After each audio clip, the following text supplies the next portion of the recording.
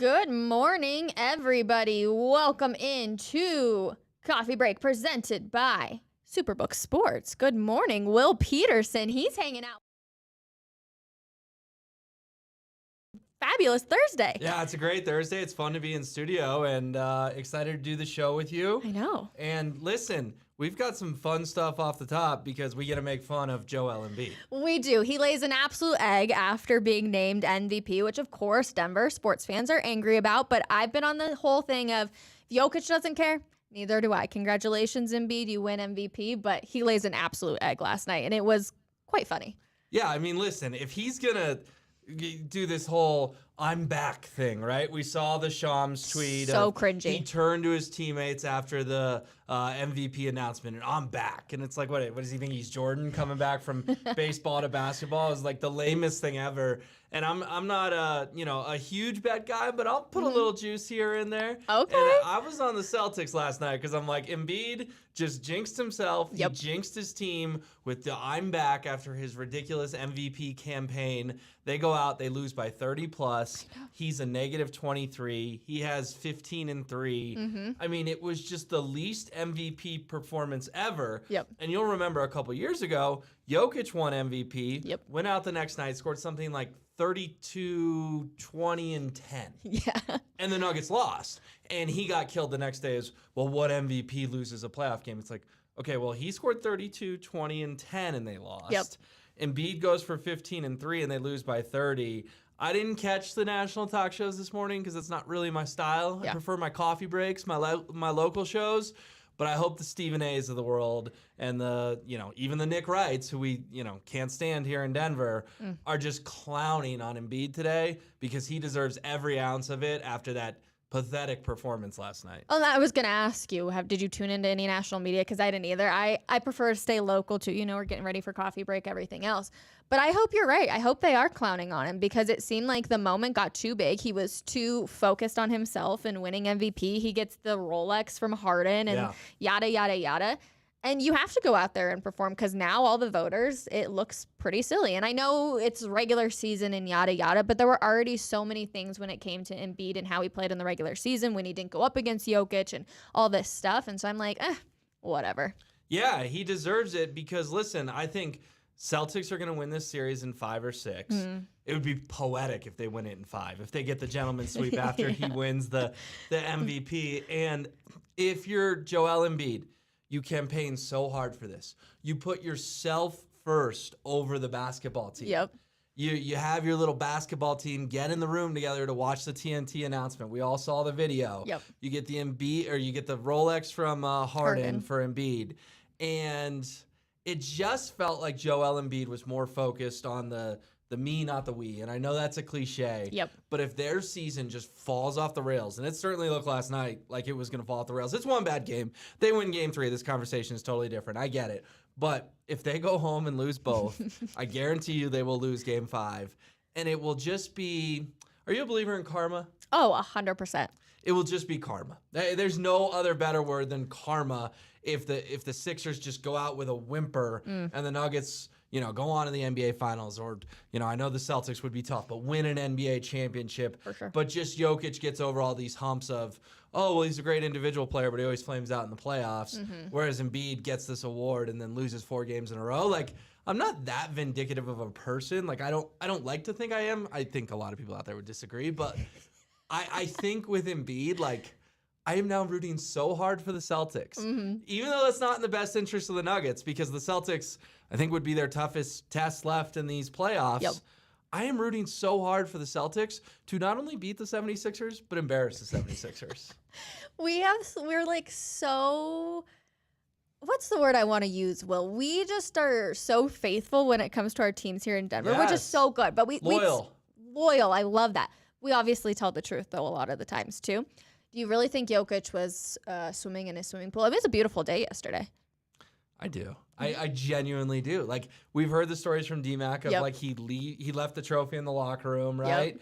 Like, he didn't know where it was. He was drafted during the Taco Bell commercial while he was sleeping. Yep. We always talk about Taco Bell, but people always forget Jokic was asleep. It was like 4 a.m. there, I know, though. but if your life was about to change, you'd be up at 4 a.m. I bet 99% of players drafted in the second round are up. True. It's classic Nikola Jokic. He's asleep. His brother has to wake him up. Like, we saw how he got presented the MVP last year. The Nuggets brass had to fly to Serbia to hunt him down in the middle of nowhere, and he came in on his horse, and did the interview.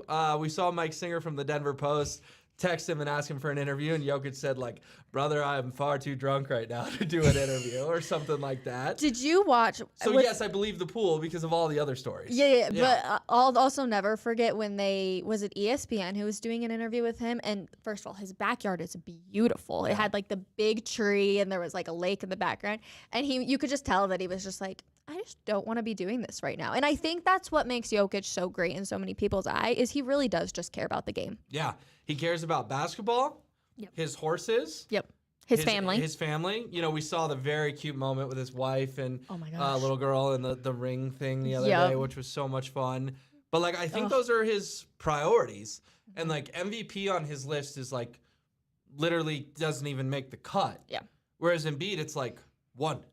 And then the Sixers are here. And then winning a title is here. Yeah. And Jokic, it's just like, it could not be more different. And I'll go back to that word karma. Like, last night, again, we're presented by Superbook. Little sprinkle on the 70s, or little sprinkle on the Celtics. Because, Rachel, the spread was like 8. And I'm like, they're going to kill them. Because that's just the way the world works. Yep. I didn't think it was going to be 30 plus, but it was. It was. And, of course, we'll see what happens with the rest of the season. Some other fun basketball news, though, is Denver makes the first cut for possibly getting a WNBA team. When you think about this, how do you feel about a new basketball team in town? Because it's been the Nuggets for just so long. I think it's great. The WNBA game is exploding, right? And it really is. Women's college basketball has never been more popular. We saw all the statistics from how many people watched, Iowa and LSU, and even CU Iowa in the Sweet 16, and the women's side got huge numbers. Caitlin Clark, a massive star, and the WNBA is next because as we all get more and more in tune and, like, fill out women's March Madness brackets and all that, we're going to know who these players are, because then we're going to remember them from college. We're going to know them in the WNBA. So Denver getting a WNBA team, listen, we support every team in town. I know the Rockies' attendance is down a little bit, but they're still in the top 10. It's a struggle. Dick's Sporting Goods Park, like the Rapids, it's not huge, but they draw. Yeah. They get people up there. The Nuggets are always sold out. The Avs are always sold out. The Broncos are always sold out. A WNBA team, like, you could put them in Ball Arena. I'm not going to sit here and tell you, Rachel, that there's going to be 19,000 at every single game, but I think you'd fill the lower bowl and then some of the club level and maybe a little bit of the upper deck. And you'd have to look around the WNBA at attendance, but it averages somewhere between like 7,000 and 10,000. I definitely think Denver could 100% do that, and I'm all for growing the game. I'm all for expanding the game, and I think with the WNBA, it's a league on the rise because the women's college game is on the rise. For sure. And I think that makes sense for Denver from just you and I being sports fans, but also from an economical standpoint. Like, the more teams in town, the better, because it drives more people downtown. It gives people more stuff to do. And the WNBA season's in a little bit of an odd time of year, so it's like, okay, it's in the Ball Arena concert season. That's fine.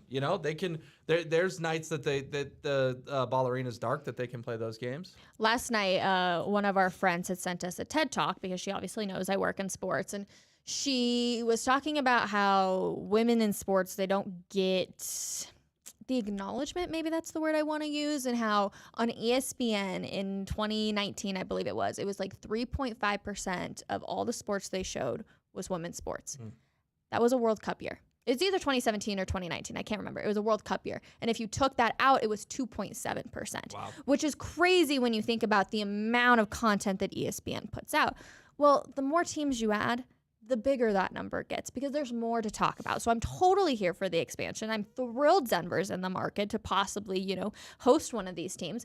But I also think, and we talk about this all the time with the altitude thing, which kids growing up and watching Nathan McKinnon play hockey and watching Jamal Murray play basketball and not being able to see that when it's in your state, when it's in your town, I think you can get a lot of the younger generation, growing up and seeing that and saying, hey, I can play basketball too, just like all of these women do. Yeah, young girls specifically, right? 100%. Yeah, it'd be great because I think too with the WNBA, when you look at that league, right?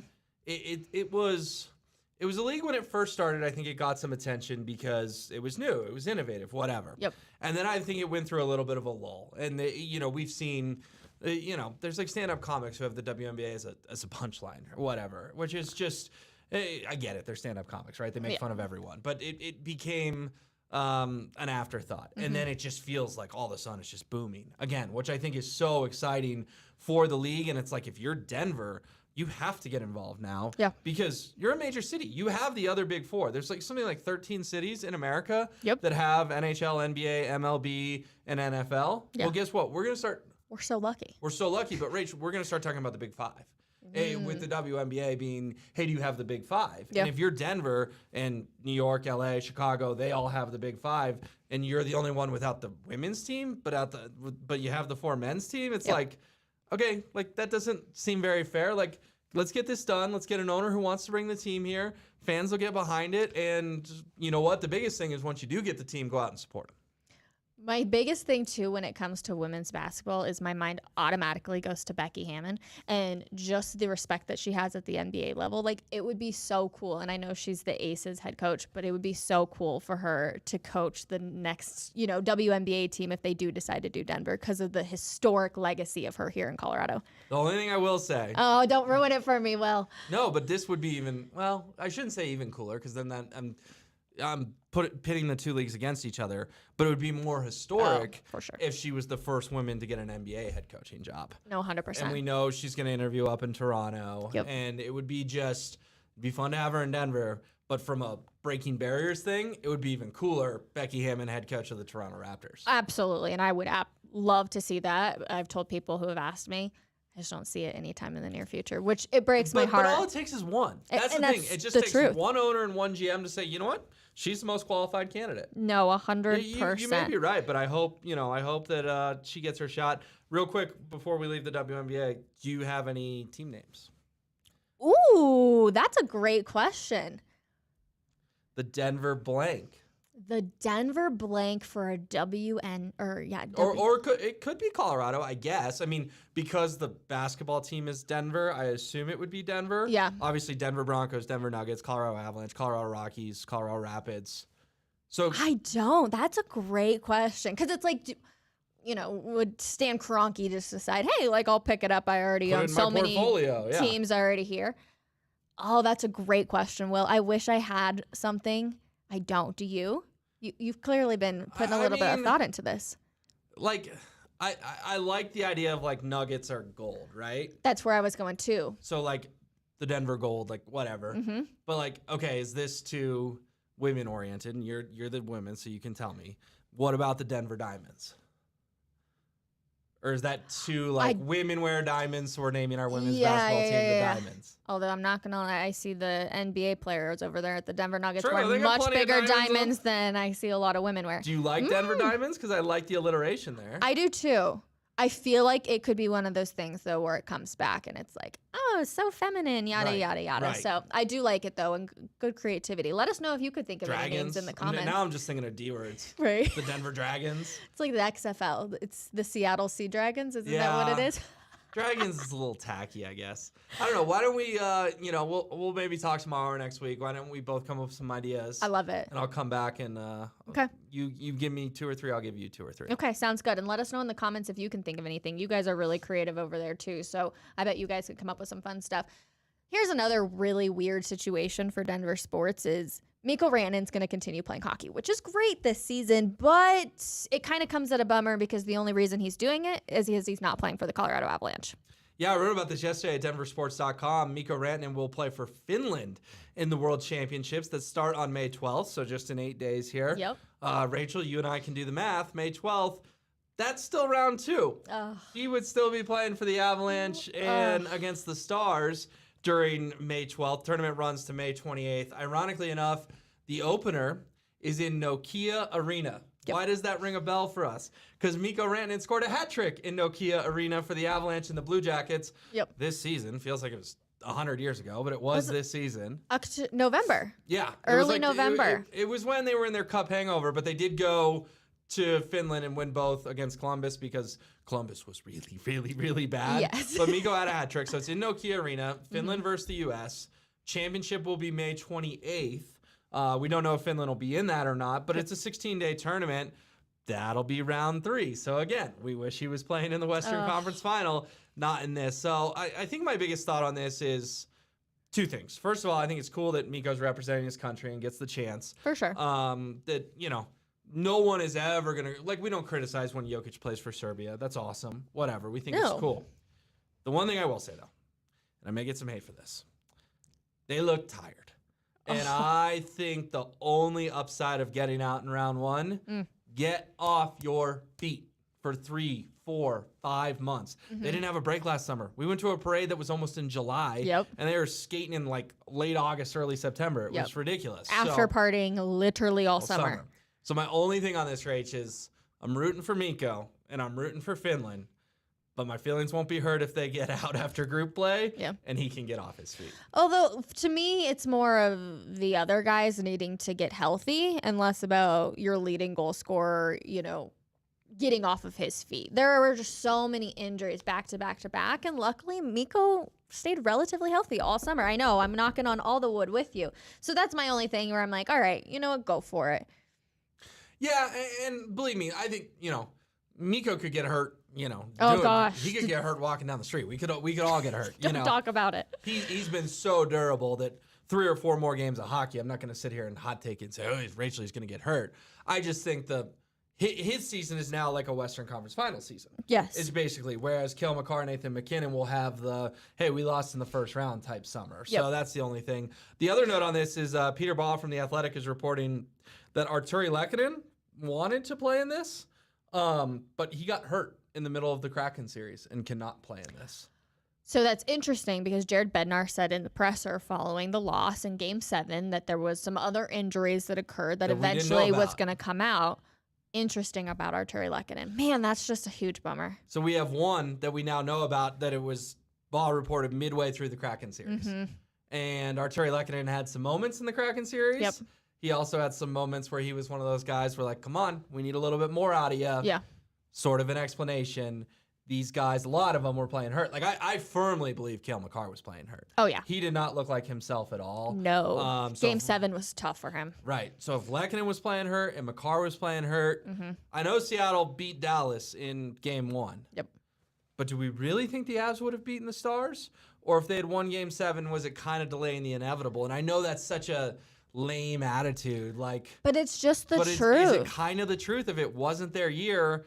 So the quicker you exit, the quicker you can start to get healthy for next year. There is only one winner.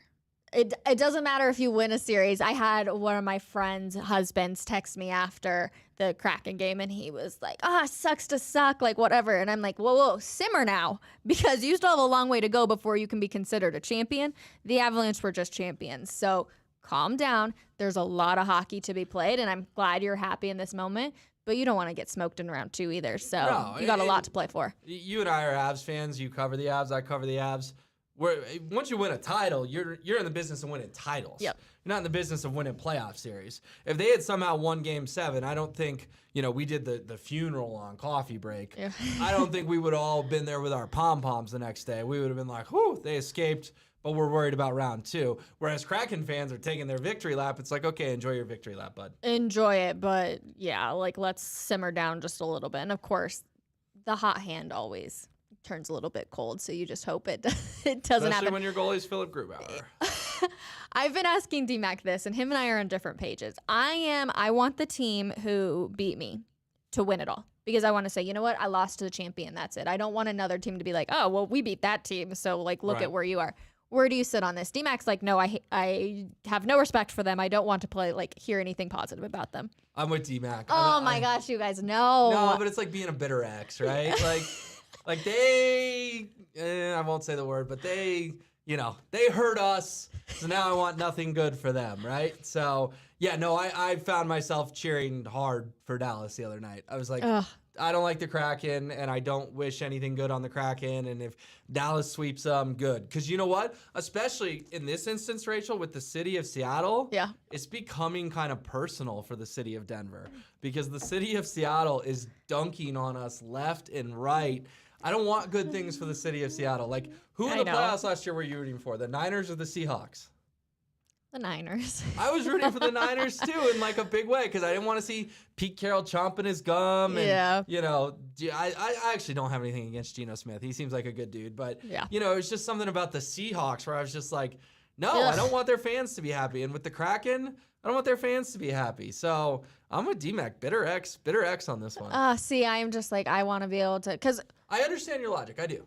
And like in 5 years, we're going to look back, right? And I'd rather be like, I'm not going to remember the fans of the Kraken being like, oh, in round 1, you bounced us. Congratulations, or bounced the Avalanche. Yeah.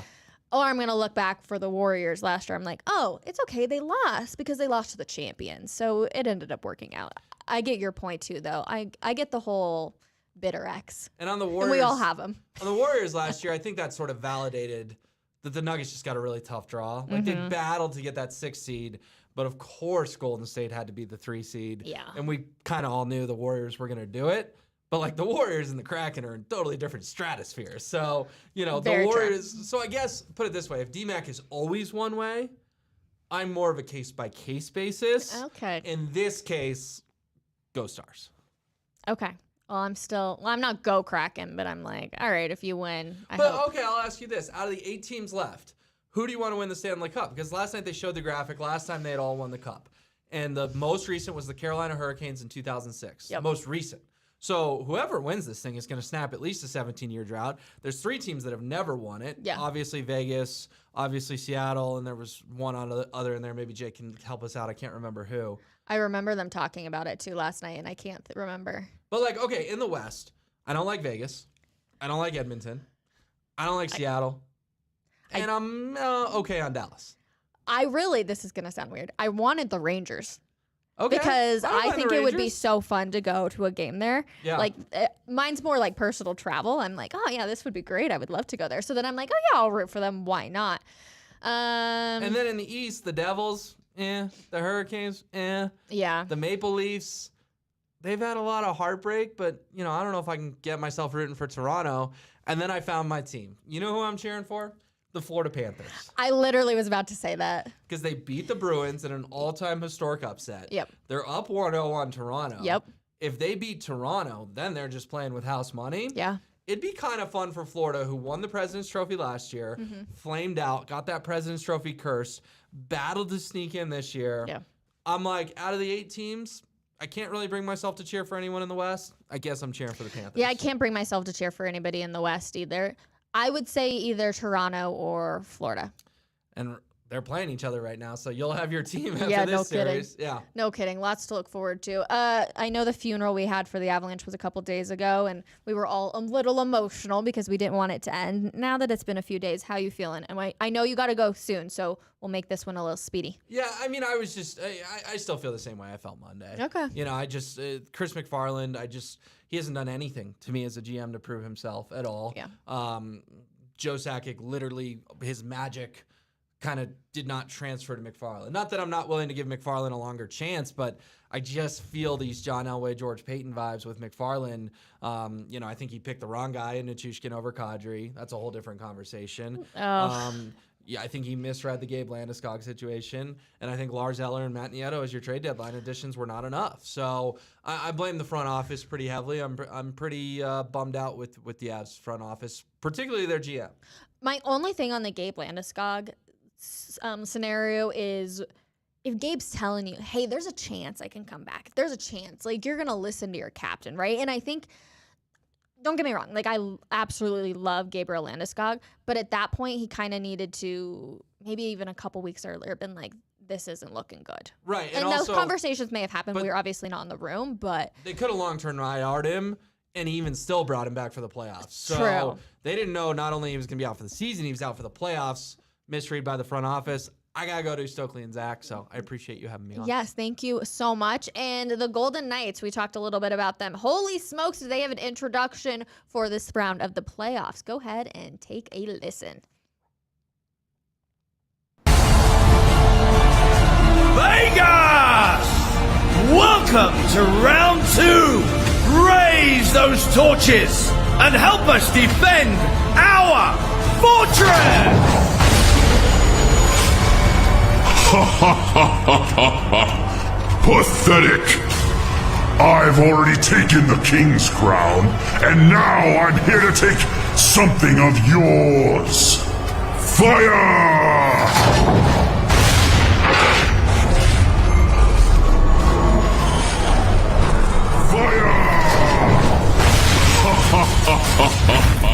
Your realm cannot help you now!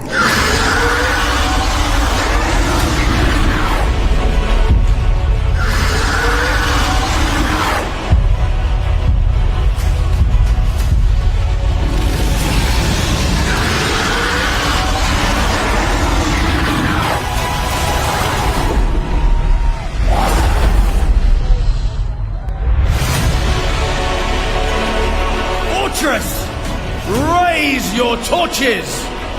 Join me in restoring our energy!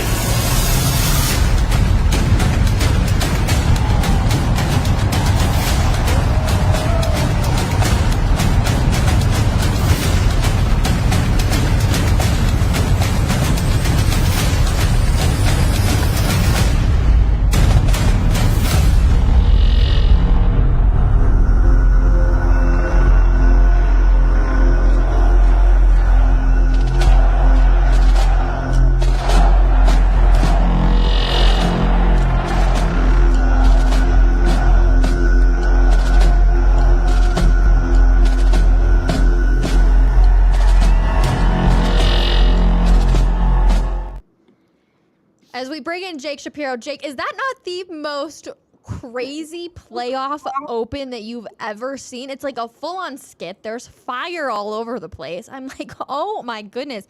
The Golden Knights are just screaming Vegas. Yeah, I wouldn't call it good. It's crazy for sure. Out of control. Yes. I feel like it should be the opening of a bad Netflix movie. Like, you know what I mean? Like, oh, we're the Oilers and we're gonna come and get the Golden Knights. Like it's so kitschy, it's so corny, it's so Vegas. You know, I'm just gonna come out, and I love our good partners at Superbook, and they're great in Colorado. But gosh, I just don't like Vegas. I don't like anything about it. I'm not happy that the sports teams are going to Vegas. The only thing I'm happy with Vegas is that there's going to be an F1 race there later this year, but it's way too expensive for me to actually go to, so it doesn't help me at all. So get lost. Oh, Becky Hammond, shout out Aces. There we go. One positive Vegas note. Well, we love her for sure. But yeah, that I couldn't believe it when I was watching, and the fact that they had like the Darth Vader type, you know, costume come out holding the Edmonton thing. I was just like, oh my goodness, this is ridiculous for an open for hockey. The Avalanche, I love. I do the In the Sports Office vlogs if you haven't seen it. They do the coolest thing with their Avalanche wording. I think it is fantastic, and they do like the horn, and it's just so cool. So go give it a watch if you haven't seen it, one of the In the Sports Office vlogs, or if you haven't had the opportunity to go to one of the games. But that was too much for me. And I saw one of the comments. It was like, it was cool, but it went too long. It was just way too long. And I think it was only a minute and a half, Jake. Yes. And the thing is, too, it's like, what are we here for? We're here for a hockey game. We're not here for a Vegas show. And I guess you got to show off some of the city culture. And there is that medieval thing. But, like, the reason they're called the Golden Knights is because the owner likes the Army, and the U.S. Army's football team is called the Knights. Like, it has nothing to do with the actual, medieval times. I've been waiting for years for this particular thing to happen, Rachel, and it's never going to happen. But you mentioned the Avs intro.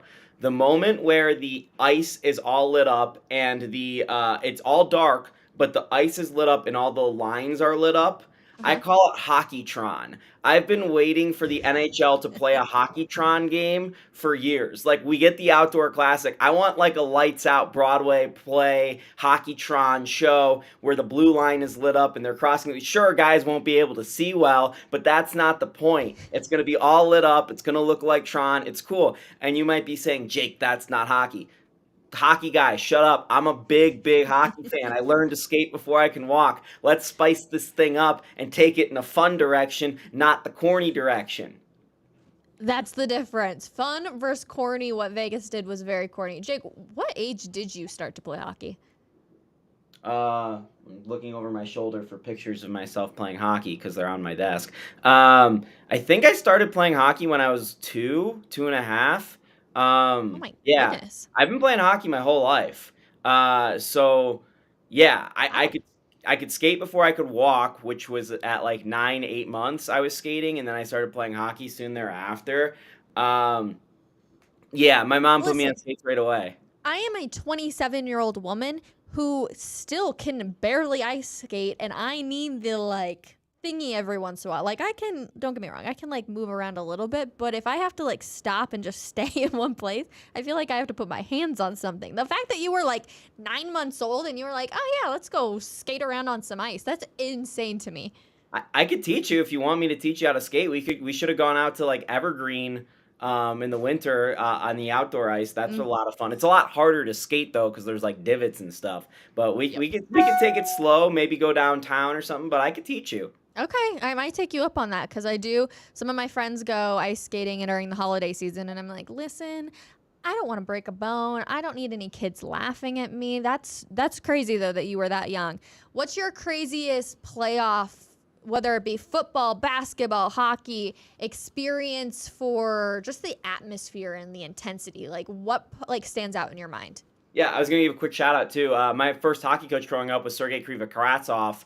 One of my first hockey coaches, which might go completely over your head, Rachel, which is okay. But Avs fans from the '90s will remember that name because he scored a Mm. game winner against the Avs for the Blackhawks in the playoffs. So there's a little Avs connection there. My craziest atmosphere that a game I've been to. I want to say the 2014 Western Conference Finals. I was at Game 6 for the LA Kings against the Chicago Blackhawks. They were each the reigning Cup champions. The Hawks had won the year before. The Kings had won 2 years before. The Kings went on to beat the Rangers in that series. Everyone knew who was going to win that. Whoever won that series was going to win the Cup. There was a moment in that game where Jonathan Quick and Corey Crawford got in a fight going to the benches in between intermission. The whole thing was insane. I was sitting like 40 seat rows up behind the glass, Wow. behind Jonathan Quick where the Hawks shot twice. It was just awesome. Baseball, the Rockies in Milwaukee was a really great atmosphere. I missed a lot of that '07 run. I was at the Spillboards Grand Slam walk-off, but that happened in the middle of the night, like late at night. So that was just an awesome moment, not a great atmosphere. Hmm. Football, the Colorado Buffaloes in 2016 when they went back to beat Utah and Washington State. Washington State's quarterback went on to play in the NFL for the Jets, and half their receivers did, and they held them under 45% passing, and it was just utter domination. That was a crazy atmosphere at Folsom. I'm sure we're going to get some more of those this coming season. And then NBA-wise, like with the Nuggets and Buffs, I mean, the craziest basketball moment still in my life, craziest atmosphere, is Colorado upsetting Kansas, half-court buzzer beater to win it against Joel Embiid and Andrew Wiggins up in Boulder. Nuggets-wise, might have to be Game 7 against the Spurs at Ball Arena. That was crazy in 2019. The regular season, it's no doubt Christmas Day this year. That was incredible. And it's because everyone had a lot of time to drink. I'm not gonna lie, Jake, your memory when it comes to sports moments is absolutely incredible. The entire time that you're sitting there, I'm like racking my brain. I'm like, all right, let me think back to like all of the memories that I have. And the one that stands out to me is game 5, right? Game 5 last year for the Stanley Cup. And it was just insane. It was so loud. The fans were so into it. The party beforehand was so crazy. You know, the crowd that was hanging out at Tivoli was nuts. That was probably my craziest one. And of course, I was so lucky to be able to be there. And I hope you guys were able to see some of that through the social media stuff we did. But it was last year was just so crazy, Jake. It really, really was. And I'm so excited for the city of Denver to be able to hopefully, fingers crossed, knock on all the wood, have an opportunity for an NBA championship. Because I think the fact that it would be the first one would just be absolutely insane. Yeah, I think that would be very special. I don't know that that would be the best atmosphere because when we start to get later into these playoffs, it becomes less of your fan base and more of national fans that come Very out to true. see you. So I'll give you the scenario. Let's say we're fortunate enough to host a Super Bowl, which I think we all think might happen if the Broncos build a new stadium and whatever. Mhm. Broncos go on a run where they go to the Super Bowl in the year they host, which would be just incredible. You know, a couple teams have gotten that fortune, Tampa Bay and LA recently. I think that the AFC Championship game, if it was hosted in Denver, would actually be a wilder atmosphere than the Super Bowl itself because of how it gets toned down. I still think, and it's hard because it's open air. Just generally closed air stadiums are going to be a little bit louder, but I still think a Rockies playoff run is the best atmosphere in terms of what's going on around the stadium, how the stadium reacts, how people are into it. Nothing captures this city like a good baseball team, which is sad because it's going to be a while.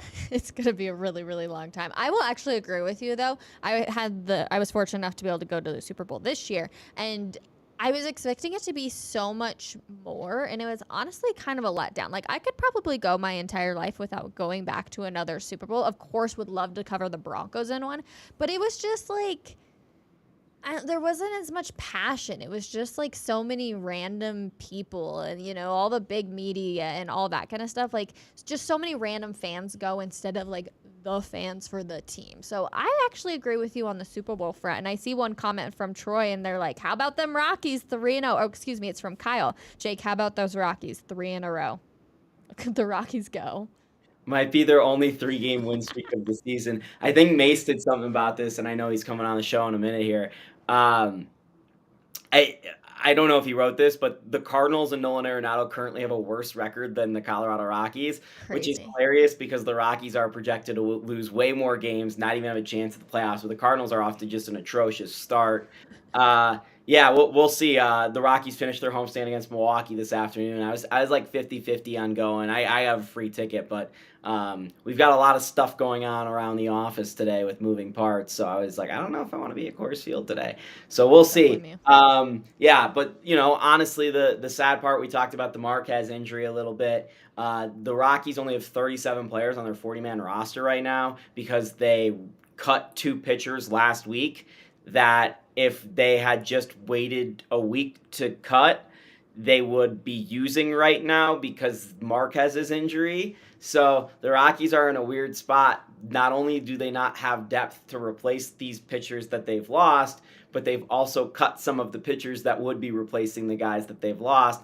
They are on a little heater right now, and we'll see if that can continue. 7 runs last night, like finally some tacos. My starving students up at CU Boulder need that taco deal. A taco deal. Clint says you guys have to let the Arenado thing go. LOL. The breakup is over. Absolutely not. This is a different type of breakup, as it is I publicly do not want to be with you type of breakup. It's not like a, hey, we're going to have just a solid conversation type breakup. It was a very public breakup, and it will never, ever end for Colorado Rockies fans, ever. Well, here, let me just give a whole refresh here.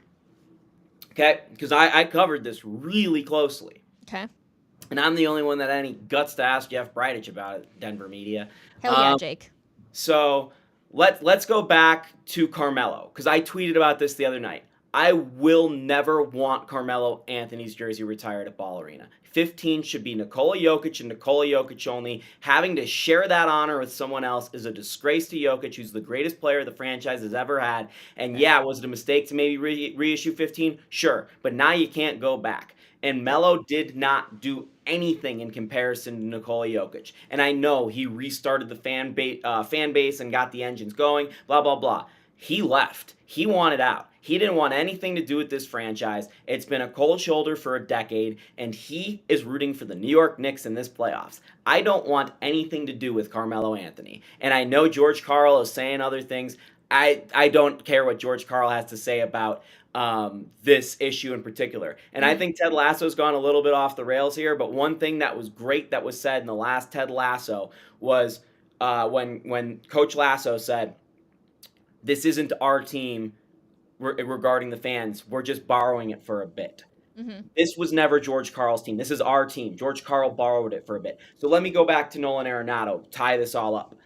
Nolan Arenado signed the biggest contract in Rockies history, the longest term contract in Rockies history. The GM of the Rockies thought it would be a good idea to put a player option in there to give the player more leverage. It was the GM who proposed that. Okay? The GM then had a falling out with Nolan Arenado about some stuff behind the scenes about the way Nolan Arenado conducted himself, because Nolan Arenado was unhappy that the GM was not doing his job and actually putting a baseball team around him. Okay? Fair. So the player went to the owner and said, hey, man, this isn't working. You got to make a choice. It's either me, the greatest player the franchise has ever had, or this lousy GM. You make the choice. And management, the owner, decided to go with management. They trade Nolan Arenado and $50 million for God knows what reason. I think it was because of maybe the COVID pandemic affected them in some other ways in their other business ventures. We can get into that one day. I have many theories. I've been trying to prove them for years. And guess what? That GM leaves anyway 2 months later because he sucked at his job. So I do not fault Nolan Arenado for leaving, because he signed the biggest contract that was ever signed in Rockies history. He clearly wanted to be here. He had an issue with somebody. He tried to force the organization into making a choice, and the organization made the most boneheaded move they will ever make, because, and I promise you, we're 31 years into this, the Rockies will never have a player again as good as Nolan Arenado. And that's why this sucks. It would be like Nikola Jokic going to the Nuggets, trying to get Michael Malone or Calvin Booth fired, and the Nuggets going, no, Malone's the unreplaceable one. We can get another Jokic. Like, are you kidding me? So that's why I will never not be upset about the Nolan Arenado thing, and that's why you guys should never be okay with it. Even if they change ownership, even if this goes past, it's just unlikely that the Rockies will get someone as good as Nolan Arenado. And guess what? For the Nuggets perspective, they got another number 15, and he was twice as good as the last 15. That's very, very true. And I can see Andrew Mason smiling behind the scenes as we will bring him in to talk a little bit about the Broncos. Jake, thank you so much. I appreciate you. And I love how fired up you are about this. All right, Andrew Mason, I'm so excited to have you on to talk a little bit about the Broncos now that the whole draft craziness is over. How are you this morning? I'm doing all right. I'm doing better than the St. Louis Cardinals today. I know that. Yes, you are. We got the rant from Jake too, all about Nolan. Mace, let's talk to you though, because the Broncos announced their numbers, not for the rookies, but for the veteran players that are coming in from free agency. And of course, it's always fun to like think about the numbers, and sometimes there's history behind him. I always think of Vaughn when he would have his history from his Texas A&M to his Broncos jersey to what he wears with the Bills and stuff of that nature. Is there any that have any representation that you know about for any of these players? I mean, interesting one was DJ Jones going to 93, a number he's had before, and changing from 97. So if you bought a Draymond Jones jersey, congratulations. It's still good because you're just going from one Jones to the other Jones. Everything works out. True. So my question to you is, obviously Jerry Jeudy's been talked about how he wants to go to number, is it 1, right? He wants to go number 1 or number 4? I thought it was 4, but I'm not sure. But I know I can't remember now. But 4 is Jarrett Stidham now. Yeah. So did he have to pay to move it? How much does that cost? Because we looked it up one time and it was just ridiculous because it's all about your jersey sale numbers and stuff. So did he have to do that? You have to buy the outstanding product in your jersey, and then other things. I mean, there can be like T-shirts and things like that with your number on it. So someone like Jerry Jeudy, a first-round pick, had a lot of product made for him, right? More so than DJ Jones would have.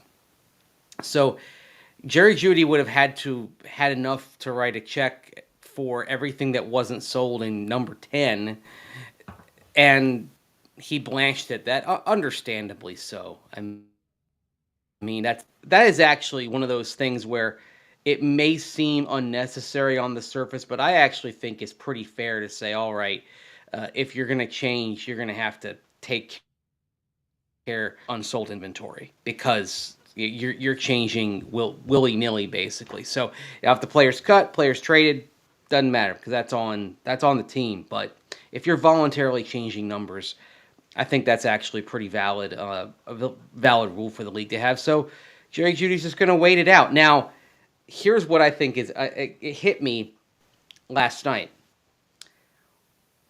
I have to check and see what the protocol is if the team changes its uniform.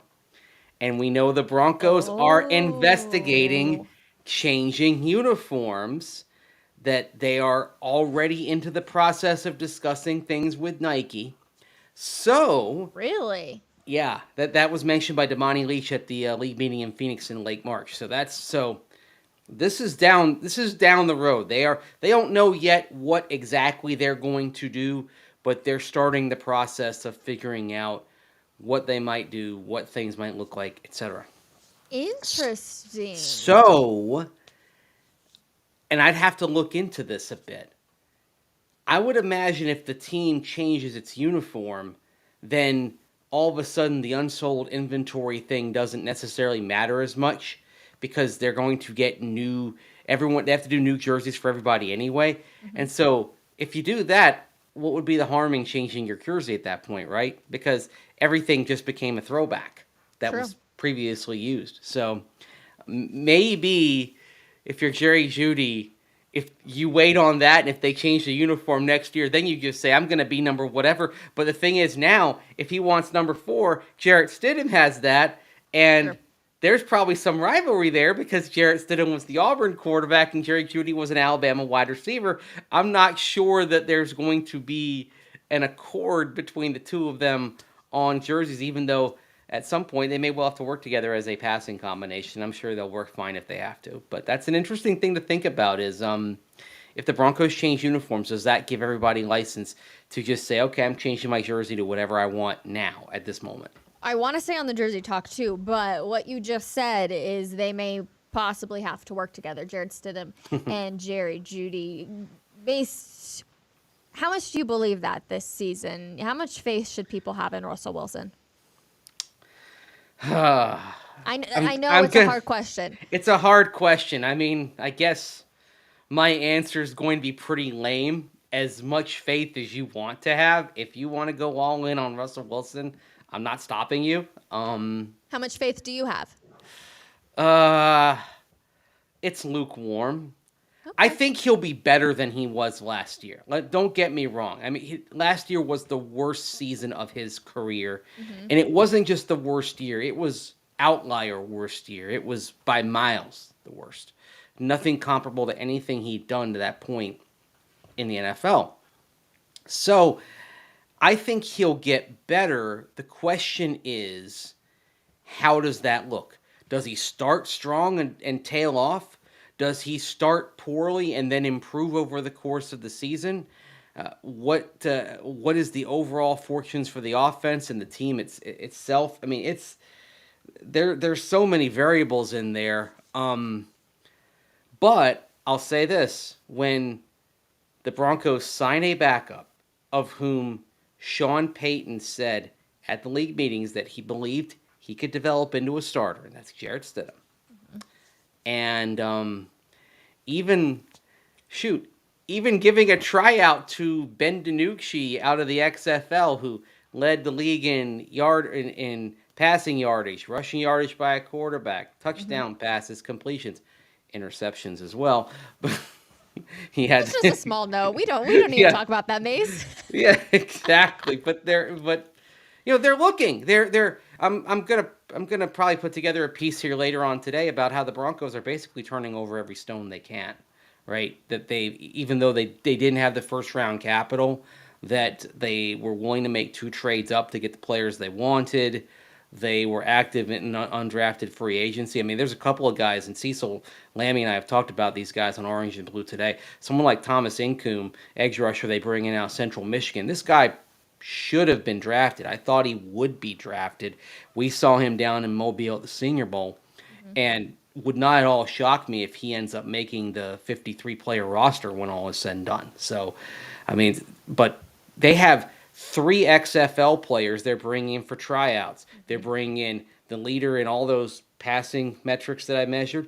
They're bringing in the second leading rusher in the XFL. They're bringing in the leading sacker and leader in tackles for loss in the XFL. So this tells me they're searching. I mean, they know they have to upgrade. the back end of the roster as well as the top end, and they're looking under every stone trying to find something, and that's why you're seeing these players brought in for tryouts here later on this month. Well, they're bringing in quite a few players, to be completely honest, for you for these tryouts. Is there anyone else that sticks out, like a name that you're like, this guy could possibly make the roster? I'd say you look at the two running backs, one from FCS Youngstown State, one from Division II Fort Valley State. There's a path for either of them to end up making the roster here at some point. How surprised were you they didn't draft a running back? Mildly surprised, but at the same time, running backs aren't hard to find. You can still find some veterans if you really need it. Shoot, I mean, even though Latavius Murray's off the market, Zeke Elliott's still out there if you want it. But yeah, the guy I think has the better chance of those two is Jaleel McLaughlin, the Youngstown State running back, who actually is the all-division rushing leader in college football. Some of that came in Division II. He went to Notre Dame College, not the University of Notre Dame College, that's in Cleveland, and then he transferred to Youngstown and was prolific there. He's a good pass catcher. He's got 4.44 speed.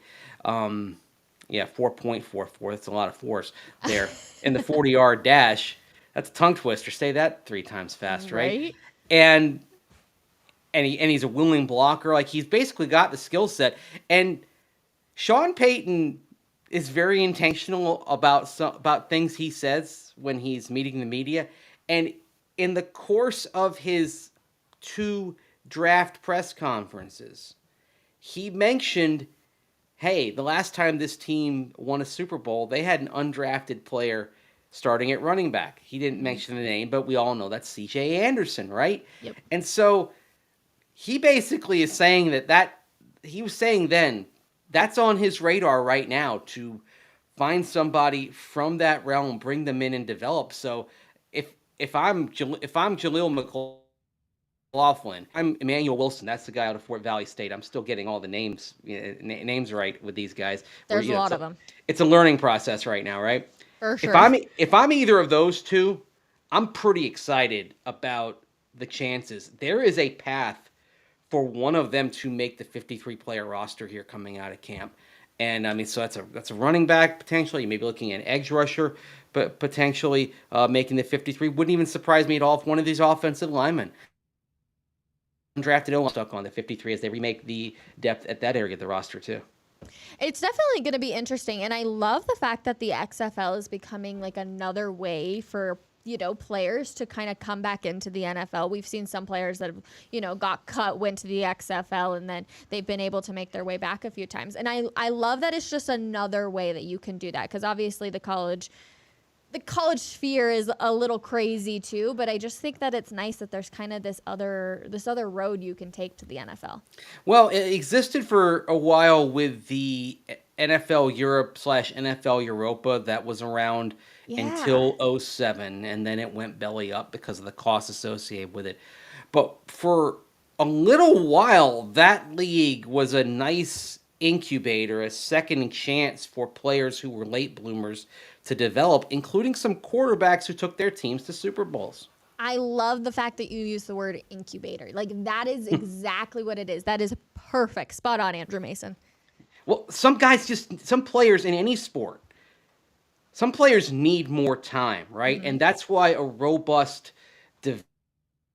development helps. I mean, we see it in baseball, we see it in soccer, we see it in hockey, that some players just need more time to get ready to make that leap. Football hasn't really offered that. And the XFL, they're not formally aligned with the NFL, but there are some partnerships involved with it. They work together on rules and officiating. And one of the reasons why the XFL has its season when it does, starting right after the Super Bowl and ending here in early May. They've got their championship game coming up on the 13th. Mm-hmm. The reason why is so their players can get into camps. Mm-hmm. And so we're seeing plenty of XFL guys at least get tryouts here in these May camps. And inevitably, some are going to get signed to contracts, and we'll see some of them playing this fall.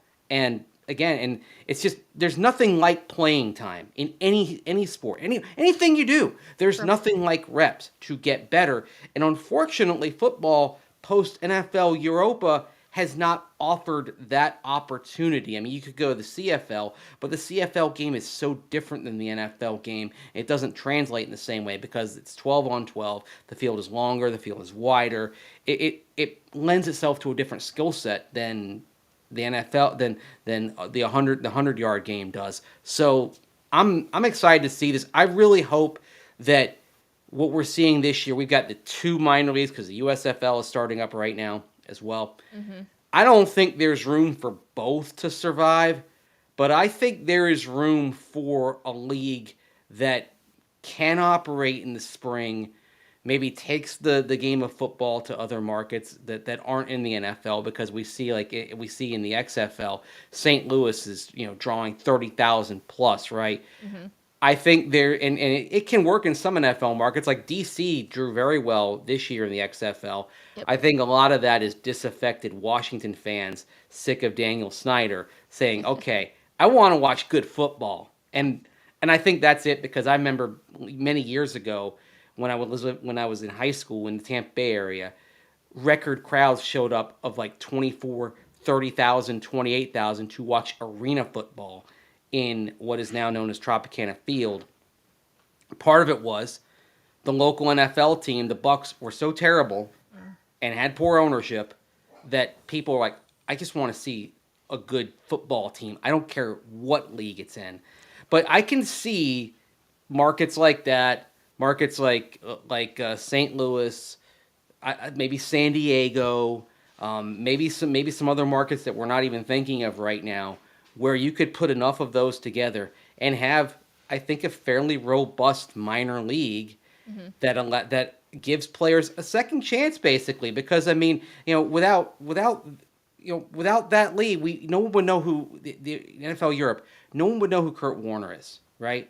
True. And he became a legend. But that's just the big name. I mean, there are plenty of other players at other positions that needed more time to develop, needed those reps. They went over to Europe back in the day and got it. So I really hope to see the XFL, USFL, one or both of them emerge. Like I said, I think they emerge. I think they end up merging at some point, but it's another way to develop talent. I mean, until the NFL does the G League thing and have every team have a minor league affiliate, you're trying to piece something together. If it were up to me, they'd have a full minor league with a G League, and you just have like 100 players on your team in your midst at all times, 50 on the primary roster, 50 playing in the developmental league, and then you call them back and forth and all that. But that's not going to happen because the NFL likes making money, and that costs too much money. But whatever. To me, they have enough money to where they could do this, but what do I know? It's all about the dough. I actually think that the XFL will survive because it's different than the NFL and it's not trying to be the NFL. And I think that's kind of one of the major points of emphasis for a lot of people is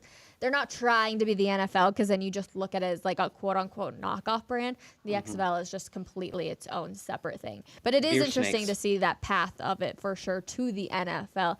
Mace, you mentioned Ezekiel Elliott and how he's still on the board. You think we will see him? I'm extremely talented, absolutely 100%. Do you think we will see him on a team by the end of the month, coming up with mini camp and, things are going to start to get rolling? I know the month of June is really slow, but before we know it, things are going to get really hot. Yeah, I think we will, and we'll see some of these lingering free agents go off the board here in the next few weeks, because what happens in May is that for those teams that are considering the calculus as far as free agents in, free agents out to get compensatory picks in next year's draft. The Broncos aren't among them. They're not getting any comp picks back because of all the guys they signed. But for those that are considering that, you reach the deadline in May where all of a sudden, if you sign a player, it doesn't count toward the calculation for next year. And so that usually leads to some of these lingering veterans going off the market, because teams say, okay, well, I mean, it might not cost us a draft pick to sign this player, and they're still there. Let's get him right now. And so that's why it's kind of the final wave, and that's where maybe you'll see Dalton Reisner finally sign with somebody. I mean, did you think that we'd be sitting here on May the 4th and that Dalton Reisner would not. I know Dalton didn't think that. He talked back in the end of the season about how excited he was to go on the market for the first time. And then the market was dead for him. The fact that Brett Rippon has signed with another team before Dalton Reisner had is shocking. Yeah. It really is. And Brett Rippon is in a really interesting spot because it's Matthew Stafford coming off of the elbow injury. Yep. And then 2 rookies, one drafted, one undrafted. The drafted one, of course, being Stetson Bennett out of Georgia. So there's actually a path for Rippon to be the number 2 based on his experience. And who knows what happens with Matthew Stafford, but if he's not healthy, we could be talking about Brett Rippon getting some substantial reps for the Rams this year. It's crazy. It's crazy to think that, but hey, it's a scheme that that scheme always elevates you up one level. So I mean that I guess does that make Brett Rippon a mid-tier backup instead of a lower-tier backup? I mean, we'll find out, won't we? We wish the Rams best of luck. On that note, I will say happy to have Stidham here. No, Brett was extremely, extremely nice. But I Very just feel nice like guy. We saw the ceiling of Brett Rippon for sure while he was here in Denver. But hey, maybe they'll surprise me, right? That's what happened in Seattle with Geno Smith. They thought they had the ceiling. Russell Wilson, obviously, was their starter. And look at what Geno Smith did. Mace, thank you so much for hanging out with me today. I really appreciate it. Huge shout out to JQ, Will Peterson, and to everybody in the comments. We love hanging out with you guys every morning. And tomorrow is Friday. Ask us anything. Make sure you bring your questions, and we'll see you 10:30 a.m. for another episode of Coffee Break. Make sure you tune in Orange and Blue today for more Broncos talk with Andrew Mason and Cecil Lammy, 3:30 on YouTube, Facebook, and Twitter. We will see everybody later. Bye, everyone.